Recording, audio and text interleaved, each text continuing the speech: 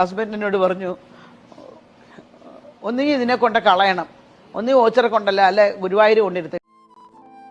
അതെ, ശരിയാണ്. നമ്മൾ ഈ തള്ളയെ എവിടെയെങ്കിലും കൊണ്ട് ഒഴിവാക്കിയാൽ മതി എന്ന് പറയുന്ന മക്കളായി മാറണം. കാരണം എന്താ അറിയോ, ഒരുപാട് കാത്തിരുന്ന് ഒരുപാട് ആഗ്രഹിച്ച് നമുക്ക് വേണ്ടി ഇഷ്ടപ്പെട്ട ഭക്ഷണം കഴിക്കാതെ, ഇഷ്ടപ്പെട്ട സ്ഥലത്ത് പോകാൻ പറ്റാതെ, ഇഷ്ടപ്പെട്ട പരിപാടിക്ക് ഇറങ്ങാൻ കഴിയാതെ, ചിലപ്പോൾ ബെഡിൽ മാത്രം കിടന്നുകൊണ്ട് പ്രയാസങ്ങൾ അനുഭവിച്ച് നമുക്ക് വേണ്ടി അത്രയും കഷ്ടപ്പെട്ട് ബുദ്ധിമുട്ടി ഇത്രയും വേദന സഹിച്ച് പ്രസവിച്ചതിന് നമ്മൾ ഈ തള്ളയെവിടെയും കൊണ്ട് ഒഴിവാക്കണം. തിരിഞ്ഞു കിടക്കാൻ കഴിയാതെ, മറിഞ്ഞു കിടക്കാൻ കഴിയാതെ, രാത്രി ഒരു സമയം ഉറങ്ങാൻ പറ്റാതെ കഷ്ടപ്പെട്ടതിന് നമ്മൾ അവരെ എവിടെയെങ്കിലും കൊണ്ട് ഒഴിവാക്കണം.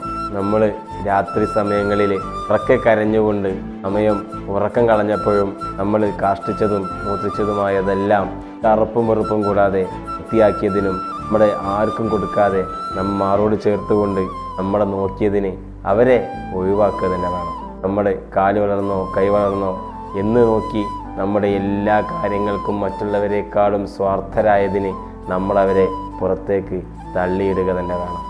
ഒന്നും ചെയ്യാൻ കഴിയാതെ എഴുന്നേറ്റ് നടക്കാനോ പറയാനോ ചെയ്യാനോ കഴിയാതിരുന്ന കുട്ടിക്കാലത്ത് നമ്മോട് ചേർന്ന് നമ്മുടെ കൈയായും കണ്ണായും ചെവിയായും മാറിയതിന് നമ്മുടെ അമ്മയെ തള്ളി പുറത്താക്കുക തന്നെ വേണം. നമ്മുടെ ജീവിതത്തിൽ എവിടെയും നമ്മുടെ രക്ഷിതാക്കൾക്ക് പങ്ക് ഉള്ളതിന് അവരെ നമ്മൾ ചവറ്റുകൊട്ടയിലേക്ക് വലിച്ചെറിയുക തന്നെ വേണം. ഇങ്ങനെ ചിന്തിക്കുന്നവരോട് ഞാനും നിങ്ങളും ഇന്നല്ലെങ്കിൽ നാളെ രക്ഷിതാക്കളായിട്ട് മാറേണ്ടതാണ്. നാളെ നമ്മളിന്ന് രക്ഷിതാക്കളോട് ചെയ്തത് എന്താണോ, നമ്മുടെ പിതാവിനോട്, നമ്മുടെ മാതാവിനോട്, നമ്മുടെ ഗുരുനാഥന്മാരോട് എന്ത് ചെയ്തോ അത് നാളെ നമ്മളും അനുഭവിച്ചിട്ടല്ലാതെ പോകാൻ സാധ്യതയില്ല.